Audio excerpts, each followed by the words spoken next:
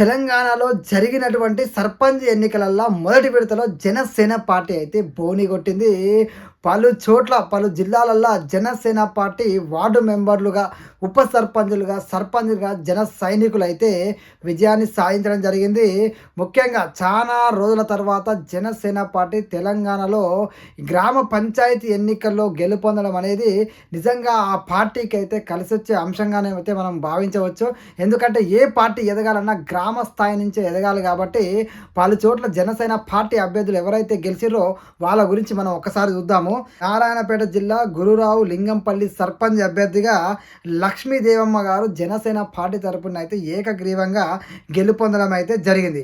మరొక వైపు అదే నారాయణపేట జిల్లాల మక్తల్ నియోజకవర్గంలోని తాళంకేరి గ్రామ పంచాయతీలో జనసేన పార్టీ బలపరిచినటువంటి శ్యామ్ సుందర్ అనే వ్యక్తి ఉప సర్పంచ్గా ఏకగ్రీవంగా జనసేన పార్టీ తరపున ఎన్నికవడం అయితే జరిగింది. మరొక వైపు ఉమ్మడి కరీంనగర్ జిల్లాలోని ఓద్యారం గ్రామ ఉప సర్పంచ్గానైతే గగన్ కుమార్ అనే వ్యక్తి ఈ యొక్క ఉప సర్పంచ్ అయితే జనసేన పార్టీ నుంచి అయితే గెలుపొందడం జరిగింది. అదేవిధంగా చాలా చోట్ల వార్డు మెంబర్గా కూడా జన సైనికులు అయితే విజయాన్ని సాధించినట్టుగా మనకు అఫీషియల్గా జనసేన పార్టీ ద్వారా మనకు వస్తున్న సమాచారం. ముఖ్యంగా ఉమ్మడి నల్గొండ జిల్లాలోని వేలుపల్లి 3వ వార్డు మెంబర్గా జనసేన పార్టీ బలపరిచినటువంటి అభ్యర్థి జలంధర్ గెలుపొందినట్టుగానైతే జనసేన పార్టీ ప్రకటించింది. అదేవిధంగా మంతని, కరీంనగర్ జిల్లాకు చెందినటువంటి మంతని నియోజకవర్గంలో కూడా జనసేన పార్టీ అభ్యర్థి సింగిరెడ్డిపల్లి 3వ వార్డు మెంబర్గా అయితే అభ్యర్థి మారగోని అజయ్ కుమార్ అనే వ్యక్తి కూడా ఈ యొక్క వార్డు మెంబర్గా గెలుపొందినట్టుగా జనసేన పార్టీ నుంచి మనకు అఫీషియల్గానైతే సమాచారం అందుతుంది. అదేవిధంగా యూసుఫ్ నగర్ 2వ వార్డు నుంచి జనసేన పార్టీ బలపరిచినటువంటి రమేష్ అనే వ్యక్తి కూడా వార్డు మెంబర్గా గెలిచినట్టుగా జనసేన పార్టీ అయితే తెలియజేయడం జరిగింది. ముత్యాల గ్రామ వార్డు మెంబర్గా 2వ వార్డు మెంబర్గానైతే గెలుపొందడం జరిగింది జనసేన పార్టీ నుంచి. సో ఇవన్నీ జనసేన పార్టీ తరపున గెలిచినటువంటి అభ్యర్థుల వివరాలని జనసేన పార్టీ అయితే అఫీషియల్గా. మరొక వైపు ఖమ్మం జిల్లాలోని రెబ్బవరం గ్రామంలో 9వ వార్డు మెంబర్గా కూడా జనసేన పార్టీ అభ్యర్థి పవన్ కుమార్ అనే వ్యక్తి కూడా గెలుపొందినట్టుగా జనసేన పార్టీ అయితే ప్రకటించడం జరిగింది.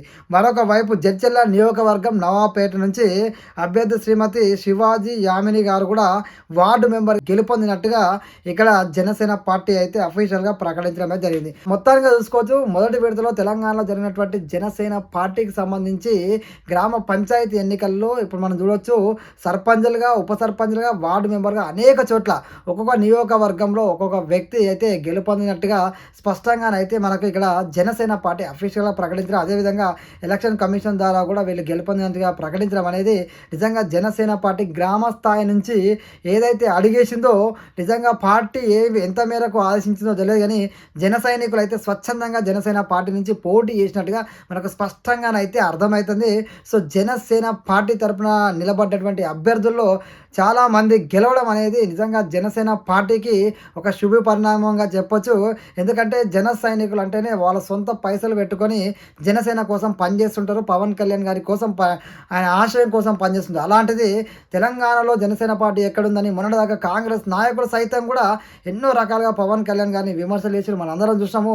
అయితే ఈ యొక్క విజయం అనేది ప్రతి ఒక్కరికి ఒక సమాధానంగా నిలబడుతుందని చెప్పేసి జన సైనికులు అంటారు. ఎందుకంటే ఎన్నికల్లో గెలవడం కాదు, ఎన్నికల్లో ఏ మేరకు పోటీ చేసినాం, ఎంతవరకు ప్రభావం చూసినా, అసలు పోటీలో ఉన్నామా లేదా అనేది ముఖ్యం. కాబట్టి జనసేన పార్టీకి సంబంధించిన పవన్